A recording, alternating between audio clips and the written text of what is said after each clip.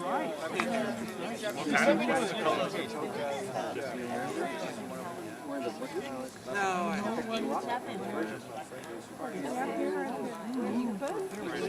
Nate had it for a while. But here in Marin,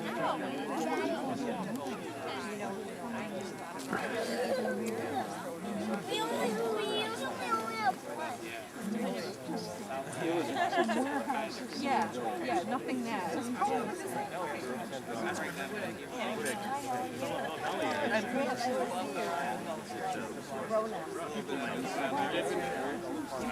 To sort of have these celebrations, sort of to focus the attention on how this all happened. And most of it happened because of people who basically were concerned, communities that just wanted to get involved and didn't want to see this turn into another Hollywood Hills or Newport Beach.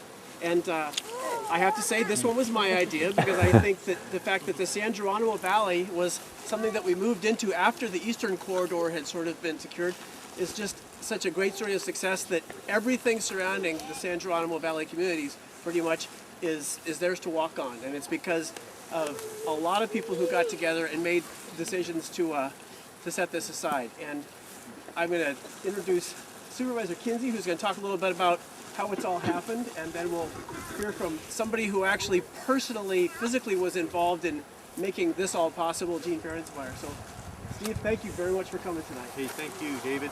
And thanks to all of you, and welcome to beautiful San Geronimo Valley and the wonderful Roy's Redwood Preserve that we have.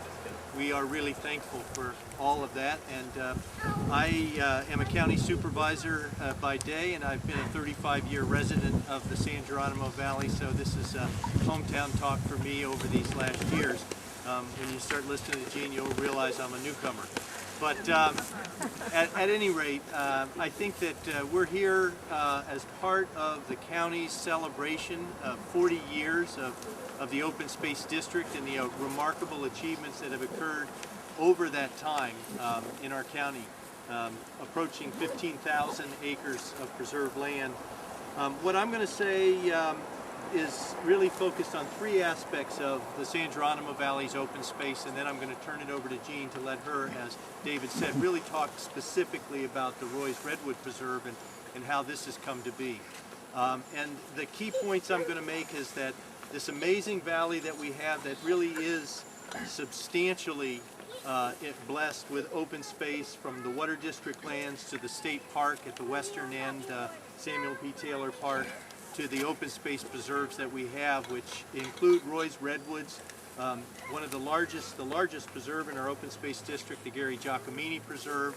We also have the Maurice Thorner Preserve. We have the French Ranch Preserve. So we have a whole lot of county open space lands in our San Geronimo Valley, and access to watershed lands, state parks, and national parks beyond.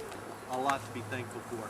And it came as a result of certainly vision, perseverance, and dedication, but also a little bit of serendipity. And so I'm going to talk about that as well.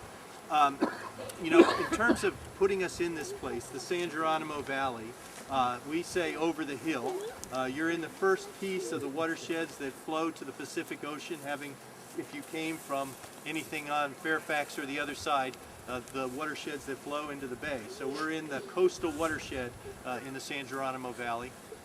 It was inhabited, well documented, inhabited by Native Americans for thousands of years, who really lived a very full and complete life in this community before the Spanish land grants of the early 1800s led to a limited amount of activity. Mostly the valley was owned entirely by just a few families in the 19th century. As the centuries turned and railroad had come across the divide and had headed up the coast, the Northwest Pacific Railroad, in the 19-teens, there was an effort to capitalize on a growing San Francisco by subdividing this valley into small vacation lots. It was to be a vacation retreat center. Each little village was a place where people could get off the train and go up to their campsite or their small cabin to enjoy the summer. And this is the beginning of the serendipity, because the teens was also the beginning of the World War I. And after World War I, California had constructed roads into the Sierra, and San Francisco found a fascination with the Sierra that left this speculative real estate development pretty much high and dry. There was very little of the big vision of a big vacation community. And that continued, interestingly, until after World War II, when the son of the original development team, Lagunitas Development Company, Mr. McKay, decided with others to make another run at turning this into a prosperous part of their portfolio. And working through the 50s into the 1960s, they put together a big suburban dream that would have had 5,000 houses in the San Geronimo Valley, 20,000 people living here, a freeway all the way out to the lighthouse running right along the upper ridge here and heading out into Nicasio. Dramatically different place. And serendipity once again came to play because in that period of time, there were water moratoriums that occurred because of big droughts. And of course, some of you certainly remember the droughts of the 70s. There were also droughts before that in the early 70s that caused a moratorium on water hookups, and slowed the potential for development and allowed time for a growing awareness within the whole community of the Bay Area that we, the people, could in fact control and have a say over what we wanted. So very fortunate timing there. You know, it also had the serendipity of the watershed lands. Think of Kent Lake, for those of you who know the watershed. At that time, that was all privately owned by the same development company that owned most of this valley, and it wasn't until there was political pressure on the water district to get out from the fact that it leased its water district lands, the lands of all of its customers, to the Meadow Club, that they made a land swap that brought all of the Kent Lake area into the water district ownership and made the Meadow Club a privately owned piece of land. And that too helped this community in terms of the remarkable open space we have. So these aspects led into the early 1980s when there was a significant development proposed in what is now the Gary Giacomini Preserve, extending the entire way along our south ridge from Woodacre down to Lagunitas, over 1,600 acres. And again, a big dream of a big real estate development that would have characteristics like Kentfield, that would have had all of the ridges with roads connecting to homes. And although a much smaller version was approved by the Board of Supervisors, by the time the developers got around to actually implementing the plan, the cost of the infrastructure and a really soft economy and a balloon payment on the land that they had been speculating on caused them to seek out the assistance of the county to help them out.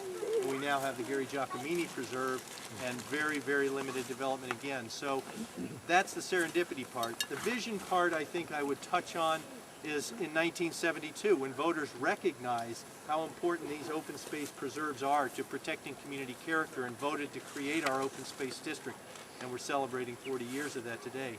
The vision also is going to be what you may have heard Gene talking about more informally in terms of the community in the early 1970s organizing as a valley planning group to establish our own identity and what we want, and achieving political change in the leadership on the Board of Supervisors, a major change in the zoning out here, and then an adoption of a community plan that set a vision. Again, a very clear sense of where this community wanted to go that included understanding the power and the importance of our land as a big part of that. And then the tenacious nature of protecting this vision over and over again with threats of development that have ultimately led, in the case of the Thorner, in the case of the French Ranch, in the case of the Grange property on the other side, which is private open space but protects the resources, the community in concert with the county working to achieve this vision that we are enjoying today. A lot to be thankful for. In addition, I want to just point out another piece of the valley. As you come in, you'll see the Flander Ranch with the cattle, organic beef cattle are running on there today. Before that, they had dairy cattle for many, many decades.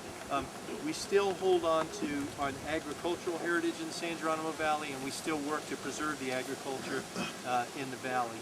And that's an important contribution to stewardship of the lands out here. There are also is a land trust of local residents, and there is a deeply committed culture of preservation in the community as a whole, and I think that that also lends great strength to what we have. I'm going to turn it over to Jean and let her talk very specifically about the Roy's Redwoods Preserve, one of our great ones. It's one of our most heavily attended preserves, if not the most, and David could probably establish that. And it comes to us as a result of a deep and abiding commitment on Jean's part and the part of others out here to secure this property in the mid-1970s. There have been a lot of people out here who work really hard to make this community what it is. But of all the efforts that have gone on to preserve this place, Jean stands out above all others, and I will acknowledge her for that as a remarkable, long-standing dedication and vision and clarity about what needs to happen. We've stood side by side on a number of projects. We've arm wrestled many times over the right strategies to achieve what we set out to do. But we hold this vision together, and I'm privileged to turn it over to Jean to let her tell us about her experience of the valley, but most importantly, Roy's Redwoods. Jean, thank you for being here.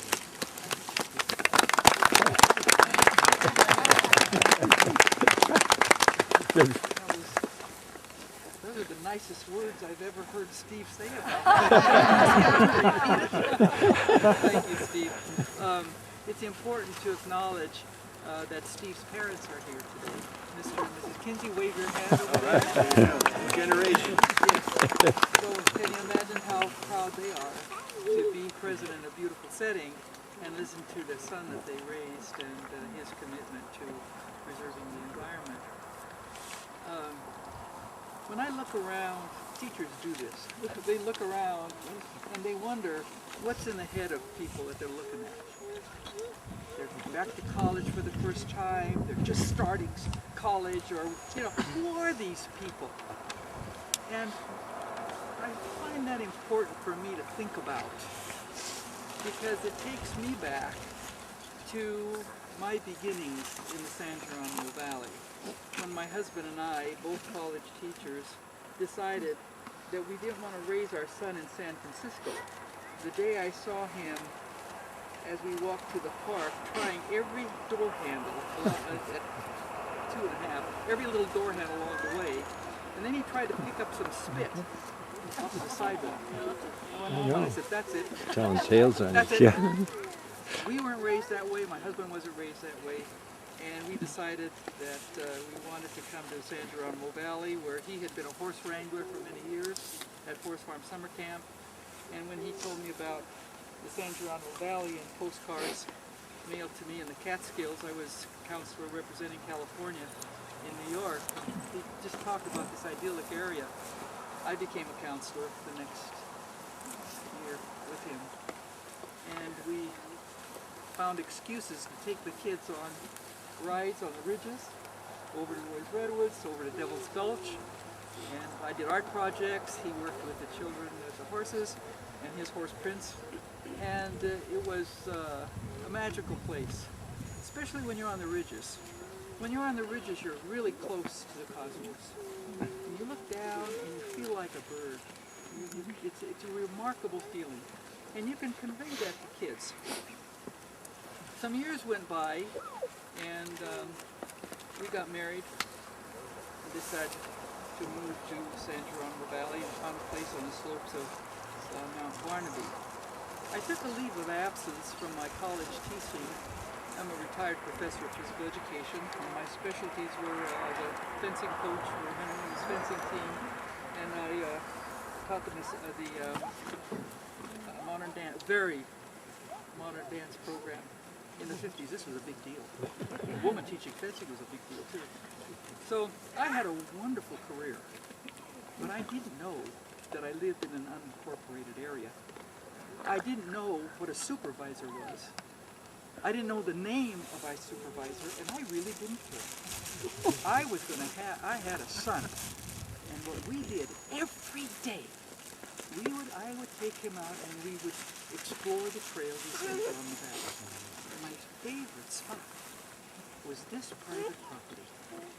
Paul on my shoulders, or in a backpack, the old jerry pack they called it in those days, not as fancy as you have today. I would park down, walk up, climb over this fence. This was filled with thistles and cows. Thistles and cows. I would walk Paul up the side there, just below the Castro Valley Road, and I walked by an elderberry tree. Now Miwok natives called it the tree of music. And the elderberry tree was used to make things like flutes, clapper sticks. Here's a drum, clapper stick. Paul and I, my son here, Paul in the orange, photographing me, is we teach this to children, how to do this. And that old elderberry tree is still there. And I walked past the elderberry tree, and there was a deer trail. And to go past the deer trail, I had to make sure I had my notes right. After the elderberry tree was the wild irises. And if you know anything about Native American studies, the edge of the leaf of the wild iris you can peel off. You collect enough fibers, and you can create cordage. And Ukiah is a fantastic net, fish net made from wild iris fibers. It took 10 months to make. It's gorgeous. And there it is, right in front of your eyes. And so we walked up above to up the little fire road, and up at the fire road was these wonderful madrone trees. Now madrone trees has madrone berries. This is a madrone berry necklace, and it's really great. The kids, American kids, oh, I want to buy one of those. Sorry, they're not for sale. But it's spring. I'm going to go out and get berries. Sorry, but you don't get berries, madrone berries, in March. And all of a sudden, the kids begin to get it. There's a time, the right time. There's a right place. And there's a technique of doing it. And I'll tell you, there's all kinds of these madrone berry necklaces all over the place. And they're wonderful gifts. So after we passed the madrone berries, I'm walking along the trail. Now we're right about there. I found, next to the deer trail, this little open area. And I called it the Meadow of Threes. There were 3 rocks, a mama rock, a daddy rock, and a baby rock. And there were 3 trees. A mama tree. I mean, my son was eating this stuff up. And there were 3 strawberry plants when we first started. There was a mama. You got the idea. And then we walked along that trail, and I found a little buckeye tree. And the buckeye, of course, is the big buckeyes that are used by natives for survival food eating, poison. Here's a brush made from, oh no, that's soap. That's a different story. So we continued along this trail after the 3 and the buckeye, getting to the buckeye tree, and I had a little tent I packed, and he took his little nap. And while he was napping, I would be exploring. Sometimes I'd come down here, check out the cows, and I saw these redwoods, but I never had the courage to get through the cows and look at the redwoods. And they were all on this side or down on this side. Later on, I did. But I continued this trail with my son, and while he was snoozing, I would explore there's a big cucumber plant. And in a creek, and the cucumber plant's a beautiful little plant, vine-like, but its root, it's called man root. It's huge. It's just huge. So I make these discoveries. All of this, not thinking politics in any way, shape, or form. I was just getting acquainted with the San Geronimo Valley and loving every trail I was ever on. In 1972, I went down to empty the garbage. Every Friday, I emptied the garbage. My son was asleep, and I saw these 2 men near the water meter. They had it open, and I'm curious. I looked in there. I said, "What are you doing?" 2 guys. And they said, "We're replacing this pipe." Oh, and they had pipe over here. I looked inside. The pipe inside was this big, and the pipe they were going to replace it with was this big. I said, "You're not replacing the pipe. That's a different size pipe." And then the bomb hit that changed my life. They said, "Lady, don't you know that we're going to put in these new pipes because you need water for all the homes that are going to cover these ridges and go along the top." I walked these ridges. I knew every trail. It can't happen. That couldn't be. I said, "Who do I talk to about that?" They said, "Well, you could talk to Dean Stroh. He's the the manager for the water district." I called him up. We talked. He told me, I asked questions. He said, "You don't know much about this, do you?" Nice guy. I said, "No." I said, "Where can I learn more?" Talk to Werner von Goodell at the county and talk to your supervisor. Okay, I called my supervisor, Mr. Bud Barr. I said, "Mr. Barr, I live in Lagunitas and I'd like to know more about X." He said, "Where do you live?" "Lagunitas." He said, "What church do you go to?" What did that have to do with anything? And I said, pause, "I don't go to church." "Oh, well." And I got hung up on practically. So I say, "Oh, this is really interesting." So I talked to Werner von Goodell, I talked to Dean Stroh, and I asked them if they would come to a meeting in the valley to talk about this development. And they showed me the picture of the 61 master plan that Steve so well described. 5,000 homes, 20,000 people in a valley that had approximately 2,500 people.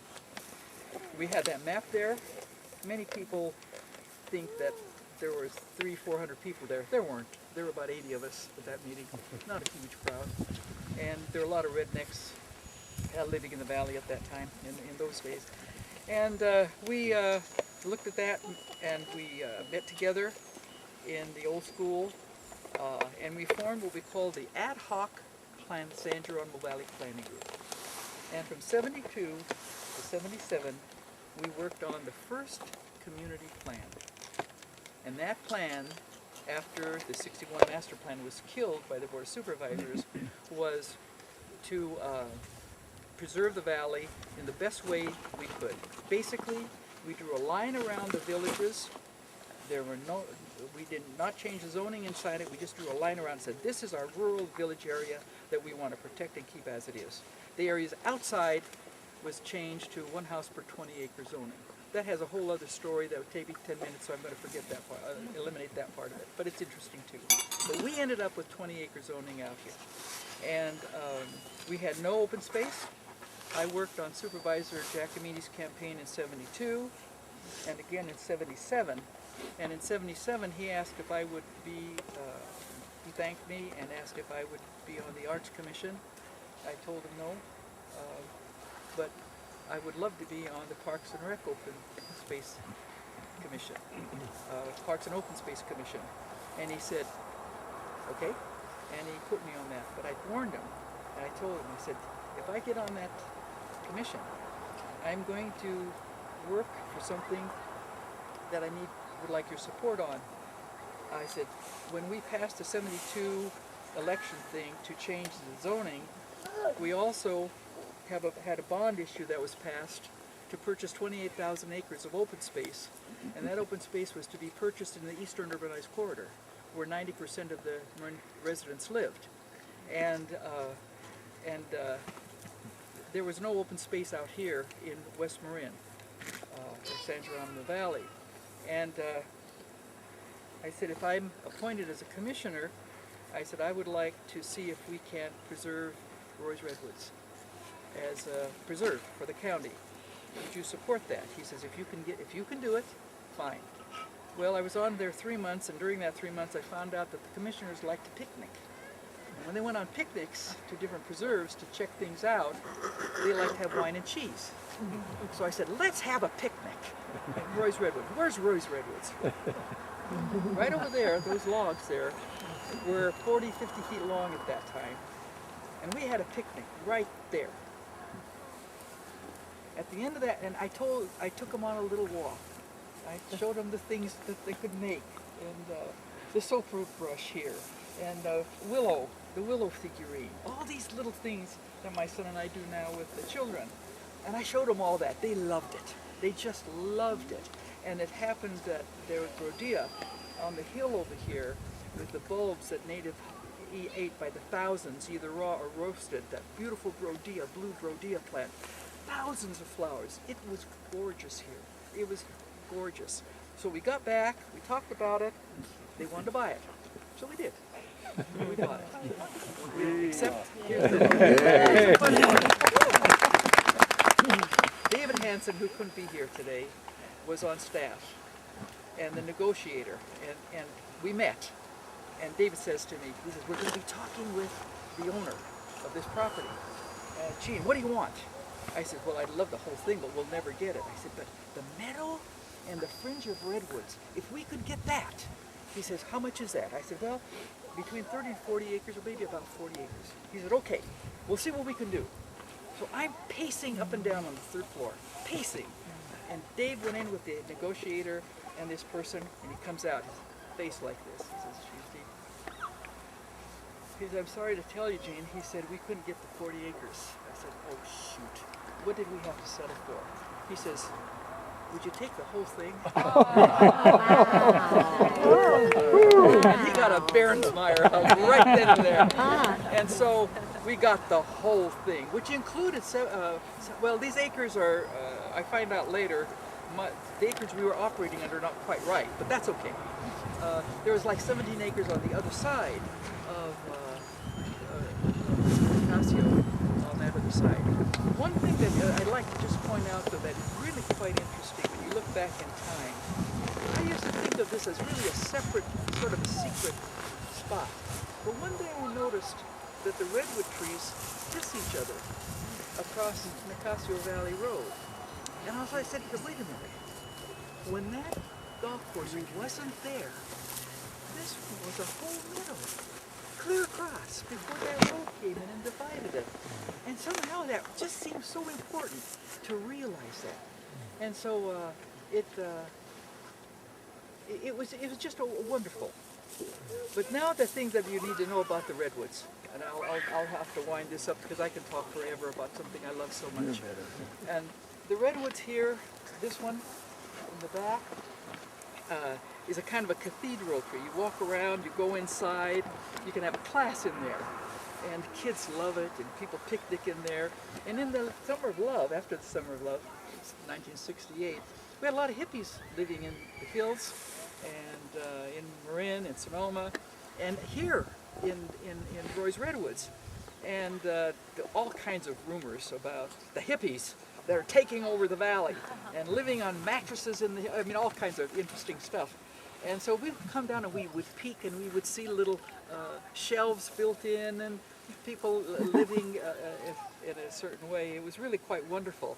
But when Paul and I started teaching together, our family founded an environmental education organization called Wilderness Way. And in the last 12 years, we've taken a lot of trips out here. And we teach the stuff I was showing you and to the kids and all. But we also do one other thing. We come out here and they have to find the hippie places. And there's one right now, and there's one that is very difficult to find. And we take a pact, and we swear that once we find it, we will never show it to anybody. They have to find it too. And so far, we've been pretty good. I think, Paul, haven't we done good with that? Yeah, I got a good record on that. Yeah, we got a good record. And so we'll stand like here, and we'll say, okay, we'll look around and say, there is within 400 feet of where I'm standing, a little house that a hermit lived in. And it's your job to find it. They disappear.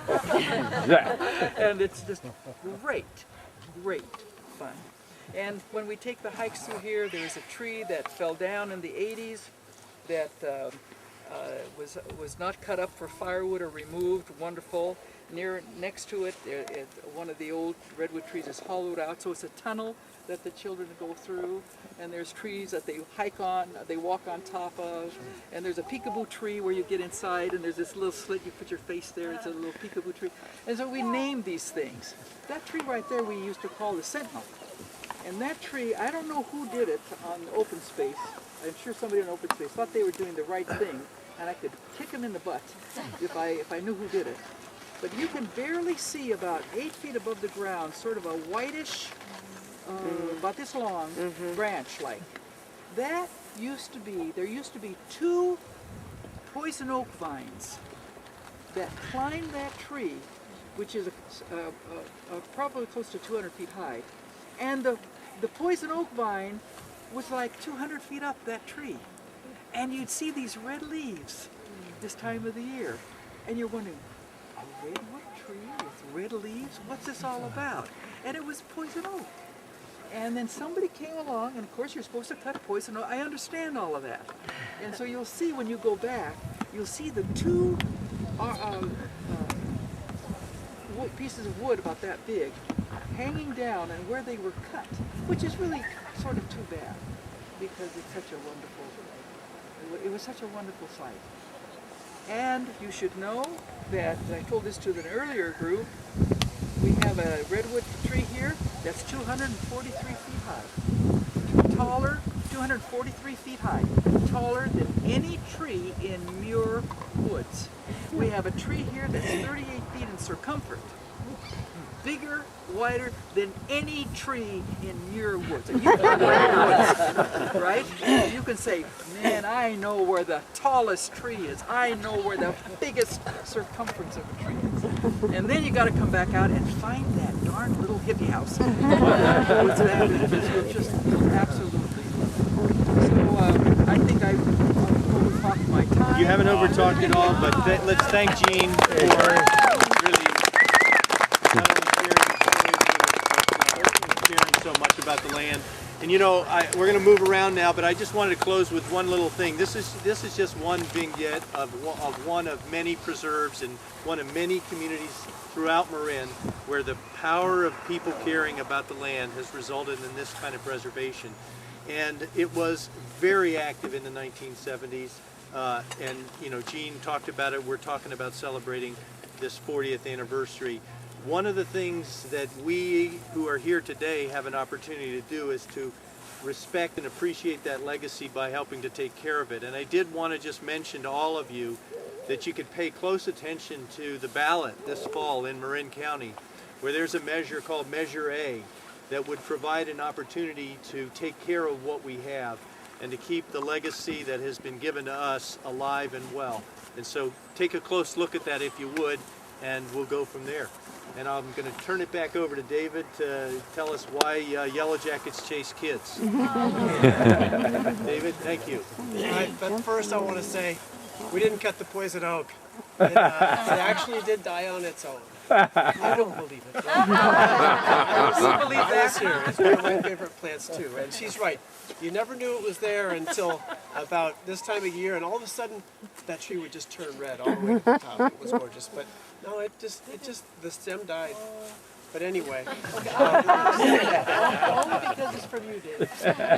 Anyway, I just want to thank you again. That was wonderful. And actually, I will. Question? 30-second story about Jean. 30 seconds. 30 seconds. I had known Jean a short time. I met her in the Lagunitas post office, and we got talking about the development plan. And she told me, this is your story, that the developer happened to come in. I wasn't there at an earlier time. And you said to him, are you Mr. So-and-so? And he said, yes.